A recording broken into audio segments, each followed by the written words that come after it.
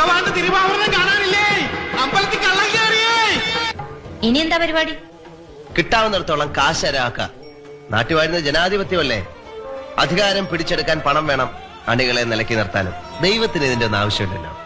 ക്ഷേത്രാചാരങ്ങളും ആരാധനാക്രമങ്ങളും പഠിക്കാതെ ചെയർമാൻ തനിച്ചെടുത്ത തീരുമാനങ്ങളിൽ ആക്ഷേപമുണ്ട്. ഏതവന്റെ ആക്ഷേപം? എനിക്കത് പ്രശ്നമല്ല. ഇവിടുത്തെ ഭരണം എങ്ങനെ നടത്തണമെന്ന് എനിക്കറിയാം. തനിച്ചു കഴിയുമെന്ന് തോന്നിയില്ല, പ്രത്യേകിച്ചും ക്ഷേത്രത്തിനകത്ത്. അതിന് അധികാരപ്പെട്ടവർ വേറെയുണ്ട്. ഇതെന്താ പൊതുവാലെ എഞ്ചിനീയറും കോൺട്രാക്ടറും ഒക്കെ ആയിട്ട്? മണ്ഡപമോ കമ്മ്യൂണിറ്റി ഹാളോ എന്തൊക്കെയോ പണിയ, ലക്ഷങ്ങൾ മുടക്കിയ. കാശ് പറ്റിക്കാൻ ഇതൊക്കെ അല്ലേ ഉള്ളൂ വഴി.